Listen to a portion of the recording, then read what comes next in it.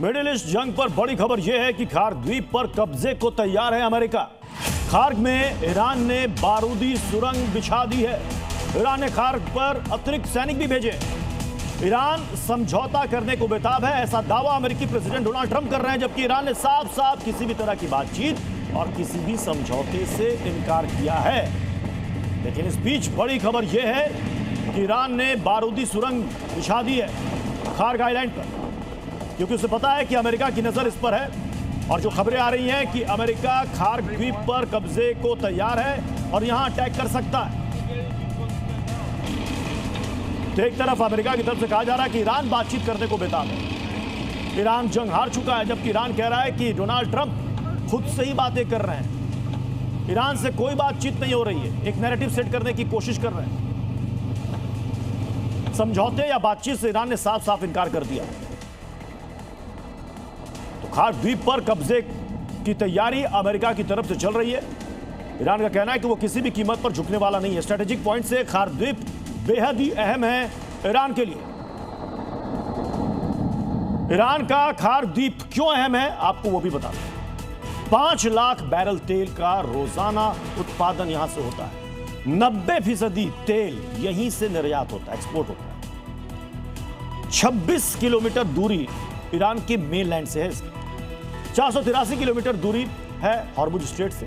4 refinery में सबसे अहम है खार्ग आइलैंड। अगर आप कहेंगे कि ईरान के लिए यह एक तरीके से बैकबोन है, तो यह गलत नहीं होगा। 5 लाख बैरल रोजाना उत्पादन। बाब अल मंदेब क्या ब्लॉक हो जाएगा? दुनिया का तेल लॉक हो जाएगा, इसे भी समझते हैं। तेल 9%, गैस LNG 8%। यहां से हर दिन यहां से तेल गुजरता है 90 लाख बैरल। कहां कहां किन किन देशों में सप्लाई होती है? यूरोप में 25%, भारत में 20%, रूस से जो आने वाला, इजिप्ट में 100%। अब आप सोचिए कि ऑलरेडी हॉर्मुज बंद है, अगर यह भी बंद हो गया तो फिर क्या होगा? इस बीच ईरानी सेना ने एक बहुत बड़ा दावा किया। अमेरिकी सैन्य अड्डे तबाह किए। मिडिल ईस्ट के 13 US बेस तबाह हो चुके हैं। अमेरिकी कमांडर बेस छोड़कर भाग गए, छिपने पर मजबूर हुए हैं अमेरिकी सैनिक। न्यूयॉर्क टाइम्स ने इसकी बाकायदा पुष्टि कर दी है। यह बहुत बड़ी डेवलपमेंट, बहुत बड़ी खबर इस वक्त सामने आ रही है। ईरानी सेना का यह दावा है, अमेरिकी सैन्य अड्डे हमने तबाह कर दिए। मिडिल ईस्ट के 13 US बेस तबाह हो चुके हैं।